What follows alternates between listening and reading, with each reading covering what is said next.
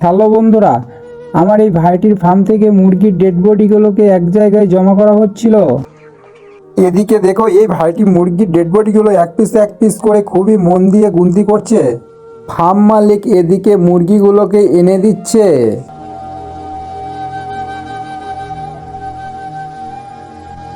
Company থেকে supervisor এসে মুরগির ডেড বডিগুলোকে পোস্টমর্টম করছে।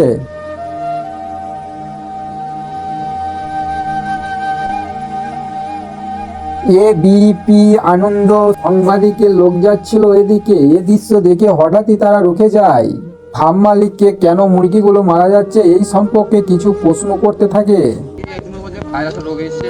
মুরগি বলবে দাঁড়াও, দাঁড়াও, 1 মিনিট দাঁড়াও। বলো, মুরগি মরছে 3 দিন ধরে মরছে। কত করে? 130টা 140টা করে মরছে। কাঞ্চা কবে থেকে হচ্ছে এটা?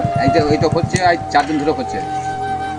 আগে মুরগি 1 বছর করা হলো, কোনো মরে নাই। এই লটে সবশেষে মুরগির ডেড বডিগুলোকে একটি বেগে কভার করে মাটির নিচে পুঁতে দেওয়ার জন্য প্রস্তুতি নিচ্ছে।